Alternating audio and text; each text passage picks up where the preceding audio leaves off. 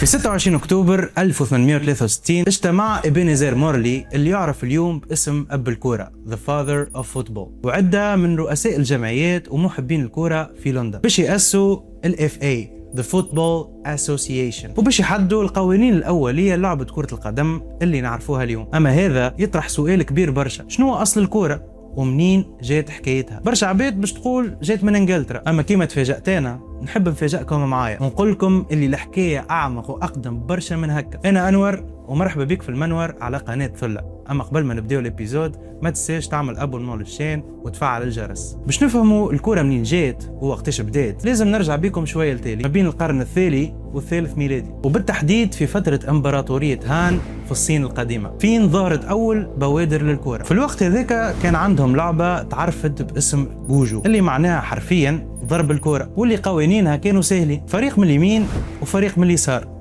بيناتهم شبكه كلي في الفوليبول. اما الاختلاف الوحيد متاعها انه كان فيها ثقب من الوسط، الجوارات لازم يعديوا الكره من وسط الشبكه باش يماركيو البونتو، وبيان سور لا عندهم الحق لا يمسوا الكره بيديهم ولا الكرة تمس القاعة، والفريق اللي ماركي أكثر بالطبيعة هو الفريق الرابح. الجوجو هو أقدم شكل نعرفوه على الكرة، أما ما كانش هو النوع الوحيد. حضارات وشعوب آخرين كان عندهم الرياضات الخاصة بهم اللي أسست القواعد الأساسية لكرة القدم اللي نعرفوها اليوم، كما مثلا في اليونان القديمة اللي كان عندهم لعبة اسمها ليبيسكيروس اللي هي ما بين الرجبي والكرة، فين كان اللاعبين عندهم الحق يمسوا الكرة بيديهم وكان فيها احتكاك جسدي كبير. وفي روما كان عندهم رياضة أخرى اسمها الهارباستيوم اللي كانت قريبه برشا من البيسكيروس في القوانين نتاعها. لهنا نشوفوا اللي الكوجو والبيسكيروس والهارباستيوم ما كانوش رياضات شعبيه اكهو، اما نلقاهم حتى في التمارين العسكريه باش يزيدوا بهم روح التنافس ويحسنوا بهم اللياقه الجسديه نتاع العساكر. كي نحكيو على الكره ديما يجي لمخيلتنا رياضه تتلعب تحت قواعد منظمه وتحت اشراف حكم، يكون فيها اللعب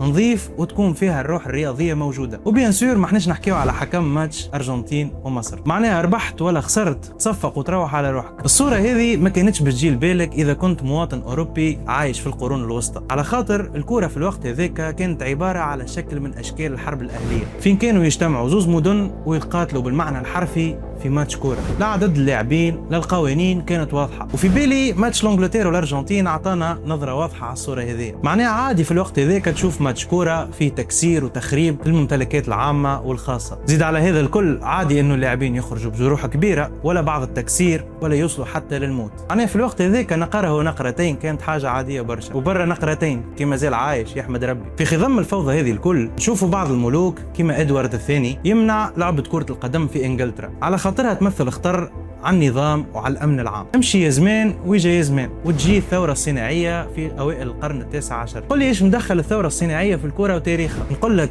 شد بلاستيك واصبر على رزقك. قبل الثورة الصناعية الناس كانوا معظمهم يا فلاحين يا جنود يا يخدموا عند الدولة، أما كي جات الثورة الصناعية بدل الروتين اليومي متاع الناس. الكبار ولا عندهم وقت يخدموا فيه ووقت يرتاحوا فيه، والصغار ولا عندهم وقت مدرسة ووقت راحة. زيد على هذا الكل ولاو الناس يسكنوا ويعيشوا في دايرة ضيقة، ولاو يشوفوا بعضهم كل نهار في الخدمة وفي المدرسة وفي غيرها. هذا اللي خلى الشباب يلتجئوا لكرة القدم كرياضة مشتركة يلعبوها في العشويات ونهار الأحد، وهذا هو اللي زاد شعبية اللعبة هذه بين الناس وحببهم فيها. بعد ما كبرت شعبية الكرة بدينا نشوف وجه جديد للرياضة هذه، فين ولات رياضة شعبية متداولة بين الناس، ولات فما جمعيات وفرق يتنافسوا بين بعضهم. أما بعد هذا الكل ما زالت الكرة تتلعب ما غير نظام وما غير حتى سلطة تشرف عليها وعلى تنظيمها. ولهنا نوصلوا للنقطة اللي قلبت تاريخ الكرة وخلتها رياضة منظمة وفصلتها على رياضة الرجبي. لهنا نوصلوا لعام 1863 فين تأسس The Football Association كما قلنا في أول الفيديو. لهنا يمكن تقول لي كهو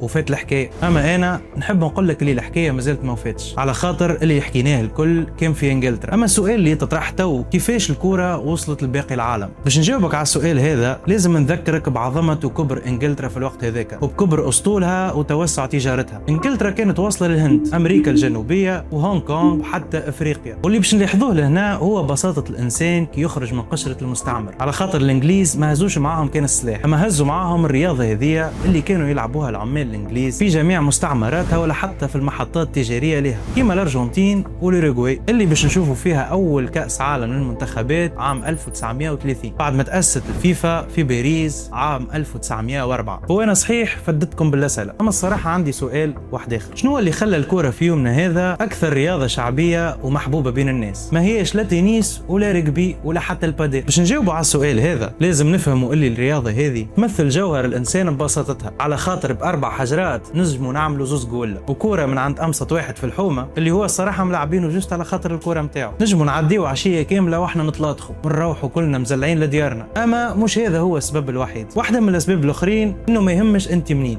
من تونس العراق ولا حتى جامايكا، كلنا بكبيرنا وبصغيرنا نجموا نكوروا. وزيد على هذا الكل التشويق اللي فما في الكوره صعيب برشا تلقاه في رياضه اخرى، على خاطر ماتش طوله 90 دقيقه نجم تتقلب النتيجه نتاعو الكل على خاطر مسه غلطه للكوره، كما عمل له حبايبنا في ماتش تونس والسويد دقيقه 58 و53 ثانيه من غير ما نسميه شكون.